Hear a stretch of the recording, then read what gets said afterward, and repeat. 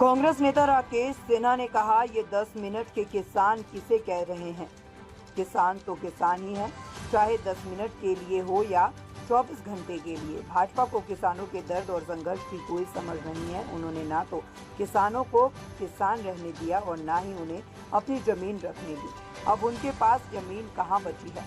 भाजपा वही पार्टी है जो किसानों पर गोलियां चलाती है, वही पार्टी जिसके शासन में किसान 10,000 रुपए के लिए आत्महत्या करने को मजबूर है। किसानों को किसान भारतीय जनता पार्टी ने रहने कहां दिया है।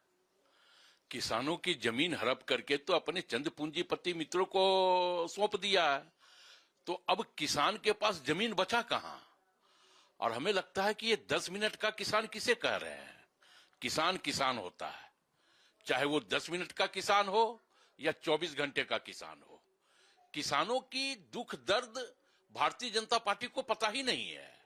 हमें यह लगता है कि अगर हमारे मंत्री जो कृषि मंत्री हैं वो किसी और के खेत में अगर धान रोपने गए हैं, इसका यह मतलब है कि कृषि मंत्री की यह जागरूकता है, वो उसकी समस्याओं को समझना चाहती हैं कि जो किसान खेत में उतर के दिन भर मेहनत कर रहे हैं उनको सही एमएसपी अब तक केंद्र की सरकार क्यों नहीं दे रही है।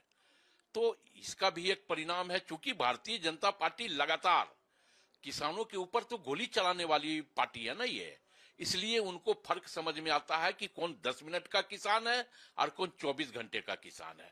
10,000 रुपया के लिए किसानों को आत्महत्या करने पर मजबूर करने वाली पार्टी है भारतीय जनता पार्टी।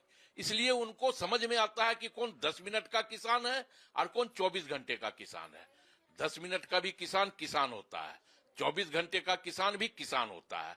और लोग अगर किसानों के पक्ष में धान रोपनी कर रहे हैं, चाहे वो विधायक हो या मंत्री हो, तो हमें लगता है कि इस पे प्रश्न खड़ा नहीं होना चाहिए, बल्कि उनको शाबाशी देनी चाहिए कि वो किसानों के साथ खड़ा होकर के अगर एक मंत्री धान का रोपाई कर रहा है तो स्वाभाविक तौर पे किसानों में उत्साह